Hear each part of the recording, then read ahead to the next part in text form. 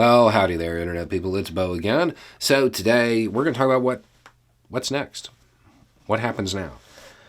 There's a lot of discussion about moves on the ground there, and we're going to kind of look at those and explain what's likely when it comes to what those moves actually mean. There's a lot of people right now saying, oh, these are retreats. I mean, yeah, they're pulling back, but they're not retreats as in we're accepting defeat. They're pulling combat ineffective groups off the line, and they're going to kind of move them somewhere else, is what it seems like.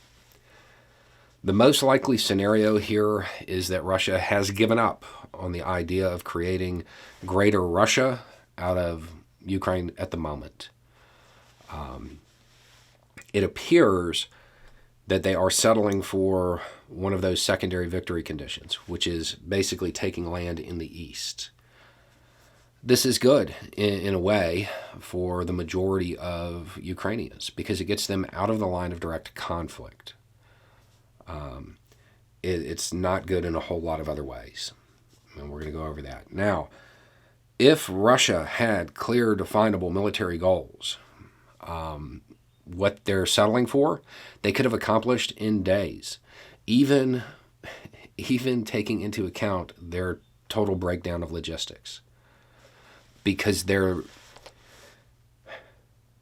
focusing on a relatively small area that would have been easy to get. It didn't require a lot of communication or coordination. It didn't require a lot of logistics or supply lines. It's two main advances moving in, turning to meet each other, creating a circle. That's our area. And then you use additional force to subjugate those inside the circle. That's how they could have done it, and they probably would have been successful. Most importantly, had they set out to do it this way, they would have been able to do it before the resistance steeled. If you follow me on Twitter, when this whole thing started in the early days, you saw me and a guy named Joe going back and forth about whether or not the resistance had steeled, because it's an important concept. What that means is once that happens, there's going to be a fight, and they're not going to give up. The Ukrainian resistance has steeled. That's happened. So with this move by Russia, and it looks like they're using the peace talks as cover to buy time to get their pieces in place,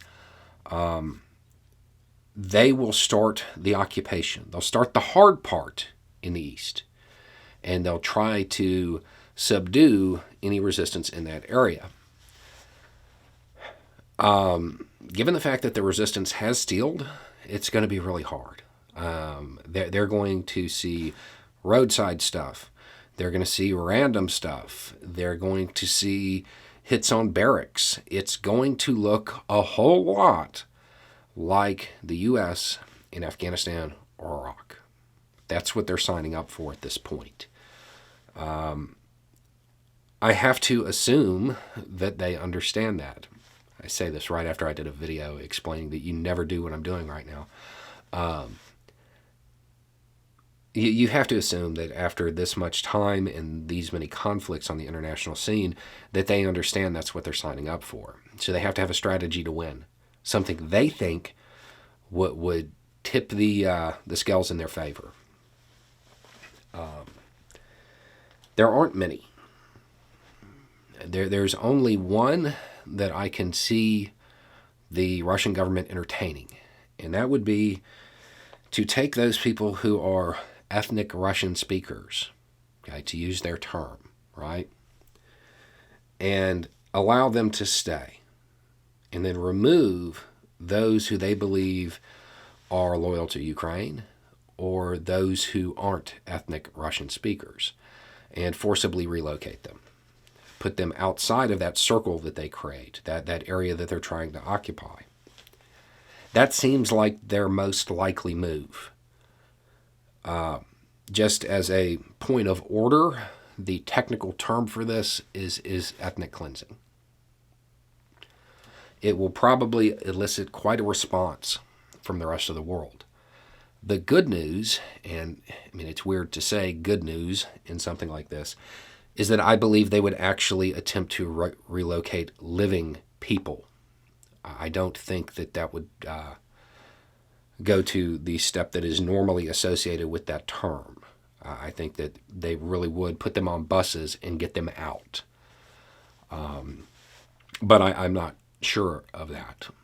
But that seems like the only card that they have to play that they could use to deal with the fact that the resistance has steeled. Unless they really are just willing to wait it out and think that they'll end up successful. Which, I mean, to me, that would be a mistake, but they've made a lot of mistakes. I mean, they understand that the resistance is steeled. They have to know that. And I don't believe that they have the forces that are capable of subduing an insurrection. They have shown willingness to forcibly relocate people.